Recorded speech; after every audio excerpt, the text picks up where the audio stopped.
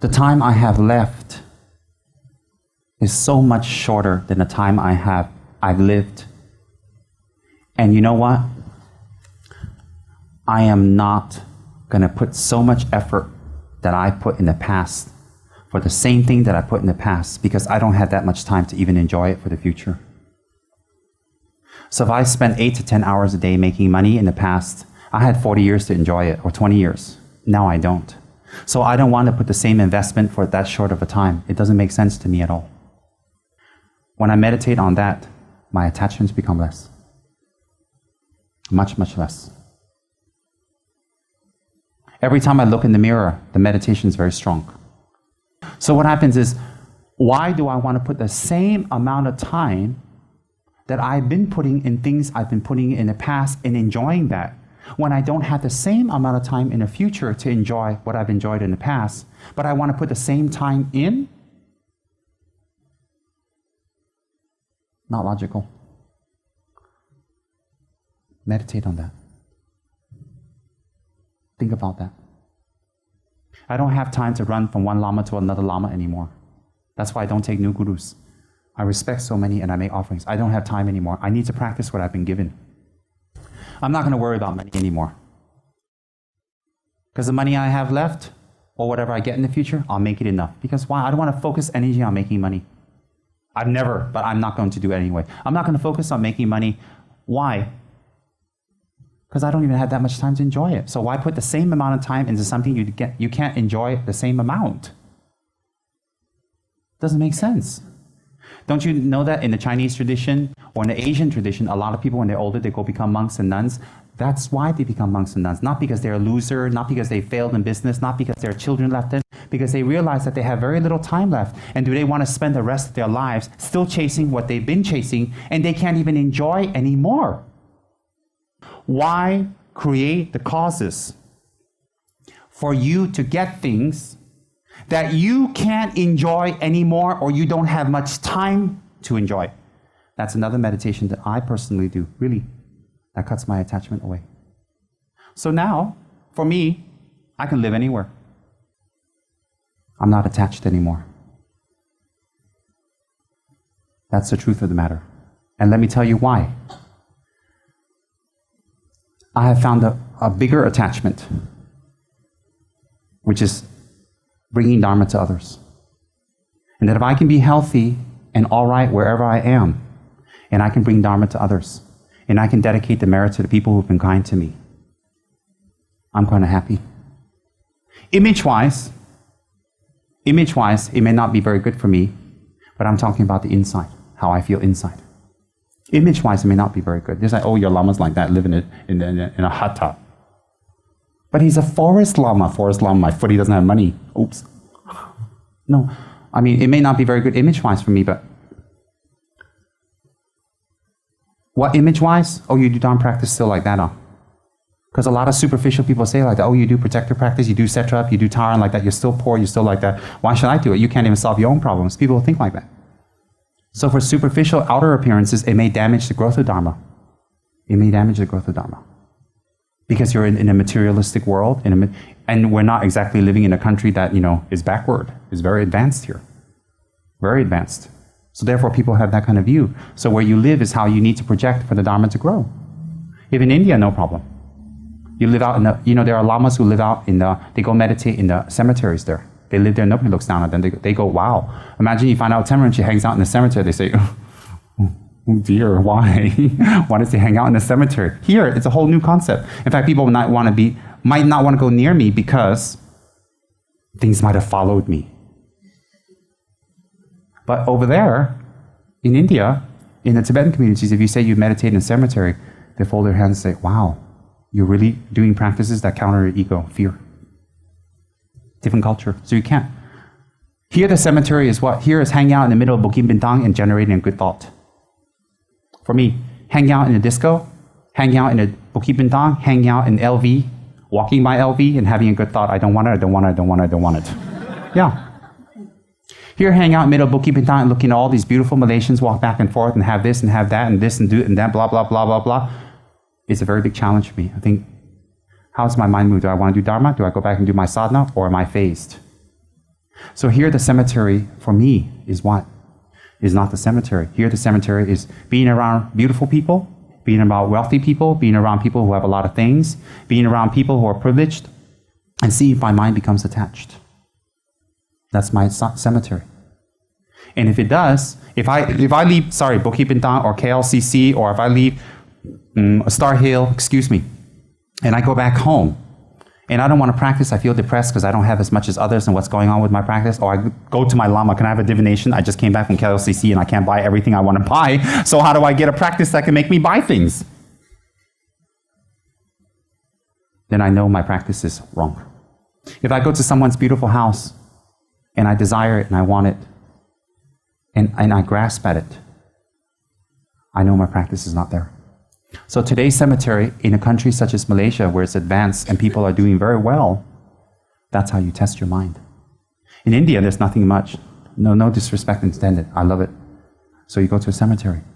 But the same thing is how your mind perceives and how it reacts. Afterwards, you stop doing or you keep doing.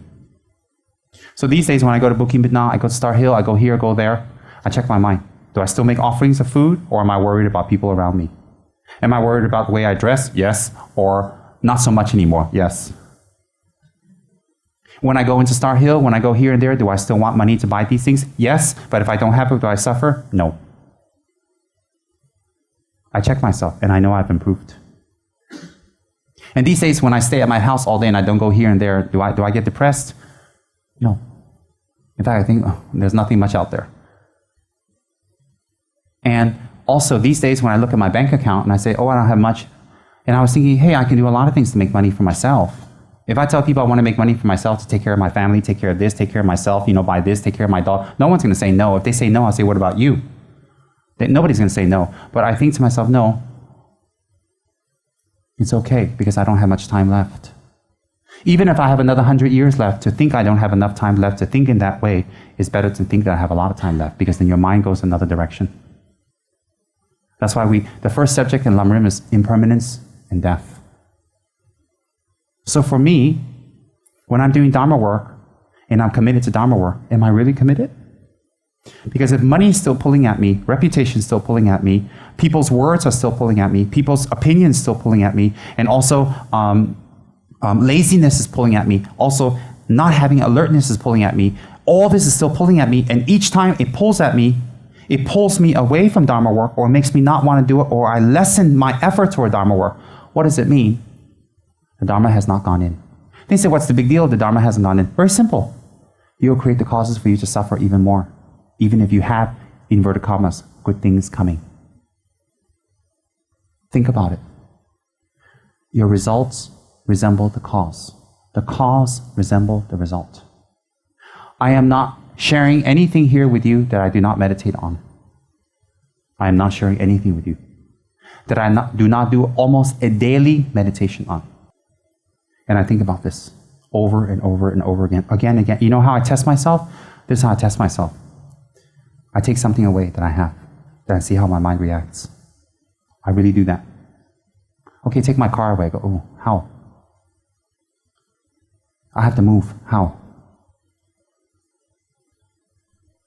Someone said something nasty about me. And if I am who I am, even thinking about me in a negative way will benefit them and plant seeds of Dharma in their mind. No problem. If I am who I am, then even thinking negative things about me in their mind will plant seeds of Dharma in their mind. No problem. I check. If someone stains my reputation, how? Someone takes things away from me, how? If I lose something, how? I check my mind and my mind says, I still suffer. But one good news is less and I recover faster. And the other good news is this, let me tell you the really good news, and I really mean it. It doesn't make me want to not continue doing Dharma work. I don't lose strength in Dharma work anymore. I don't ever want to give up serving Ganden. I don't want to ever give up serving my Guru. I don't want to ever go away from the Dharma. I don't want to ever go back to what I was doing before the Dharma. Ever. I don't want to ever. And I saw my whole attitude change. And I mean that. I really mean it. I swear. But that's honor. Oh, Dharma wheel. Honor. And I know I've improved. So if you say to me, if you take something away from me, do I still suffer? Yes. Even I ask myself, if my sponsor gets taken away, do I suffer? Oh yes, I'm worried. I'm concerned. But when I check deeper about what? Oh, my Dharma work cannot improve. Well, that's not too bad, huh? Then the benefit I can bring many people, I got to work harder, it's going to take more time. I don't have much time left. That's the fears coming in my mind. If my sponsor goes away or I lose my sponsor, that's the fear coming in my mind. It's not about, oh, I'm not going to get cars and all that stuff. I do have those fears, but it's not very big. It's very teeny. Very, very teeny. The real fear is, I don't have much time left and I'm going to have to work much harder to bring benefit to others. Oh. And I just think about it and go, But that's not bad. But the fear is there. The suffering is still there because I'm not a Buddha. I may have had 2, 3 lifetimes as Rinpoches or 15 lifetimes or 17. It doesn't really matter. I'm still not a Buddha. I'm still not a Buddha. I'm not a demon either. So, and I check every day with my meditation. And it is meditation. Why is it meditation? Why do I classify as meditation? Because I look inside and I check inside. And I push inside. That's why I classify as meditation. Analytical. If someone takes this away, if someone takes that away, how will I react? Will I react in a way that will bring more benefit to myself and others long term? Or will I react in a way that brings this benefit to myself and others long term, but short term it may look good? You check. This is not, anybody can check, really. Is you have to check yourself. Why do you need to check? Then once you check that, you go back to the law of cause and effect. 1, 2. How much it still makes you suffer. How much it makes you suffer is how you defend it. When someone threatens that you're going to lose it. You're wrong. How you defend, how you get angry, how you fight back, and how you justify or how you cover is how attached you are to it. And so why do you check that? To know how much you will suffer. Because how intense your attachment to it is how intense that karma will be. How intense that karma will be when it opens up is how much you will suffer. And then when things go wrong, or things go too right, I don't know, either way. Meet a new girlfriend, meet a new boyfriend. I don't have time for Dharma anymore. I mean, when things go right, inverted commas, do we go away from the Dharma? If we do, remember the causes always resemble the result. So whatever we're doing now, don't wish for good things. Don't send good energy out if what you're doing is not really good. No point to send good energy out. Why? You can't be killing someone saying, I send love to you, I send love to you. Love, love, love, compassion. May you become a Buddha, and you slice their head off. Hello? You can't catch a pig in a forest and, say, oh, I want to be a vegetarian, slice his head off and chop him up and take his heart and eat it. You've seen it on Discovery with the Amazons. Hello? So how could you be grasping at wealth, grasping at position, and grasping at being right, yet you pray for enlightenment, humility, wisdom, humbleness, and forgiveness? How? How can you not be open with your Lama, or not speak from your heart, or try to look good in front of your Lama, and always try to deceive your Lama all the time? And then when you do practices, it's dependent on Guru devotion. How can it, when the Lama gives you an assignment for the Dharma, and you find all kinds of reasons not to do it, but then when you get in trouble, which you inevitably will in samsara, always, there's no way to escape it. It's a nature. Then you want to do black tea and you want effect. Cannot be. Cannot be. Don't look at yourselves right now and how good everything is. I'm so sorry. It won't last. For you, for me. Don't look at yourself now. Fast forward. Fast forward for the people around you, for them, and what you're doing for them actually. Fast forward for yourself. Don't look at yourself right now. Fast forward. And that's what I do. So how much time I have left is much less than how much time I've lived. And all the time that I've spent in the past for getting what I want to live, I'm not going to spend that much time anymore now and in the future, because I don't have that much time to enjoy it anymore. And when we think like that, on a gross superficial level, external, we will be able to cut our attachments. And when we cut our attachments on a gross, superficial level, we can go onto a subtle, deeper level in time. Why? If you have a maniac, if you put him away in an institution for a while, he can't kill anymore. So temporarily, that killing instinct will start to go away or become dormant, and eventually, hopefully, in a different life, become purified. But if you leave him on the streets with a lot of victims around, he can manifest that. Similarly, the very thing that we're afraid of, we should give up. The very thing we're attached to, we should give up. Why? Like a maniac who has a lot of victims on the street. Think about that. So what we need to do is, now we need to reach the next level of our Dharma practice for many of us in this room. What's the next level?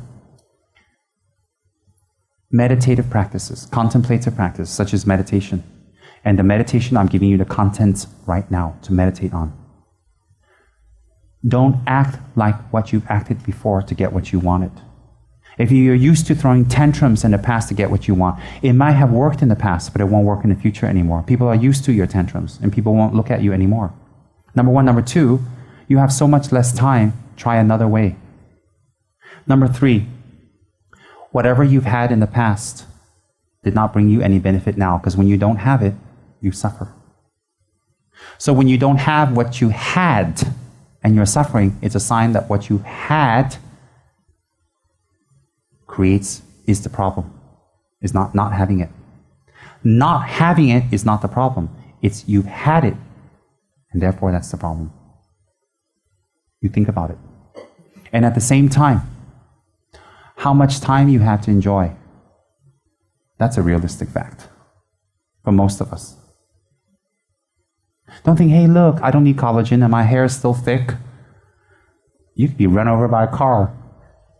You can have a car accident.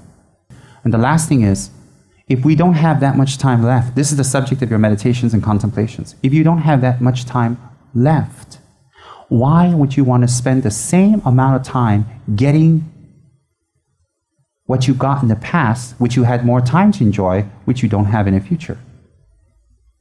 Isn't it enough? Isn't it enough? Have to think about that.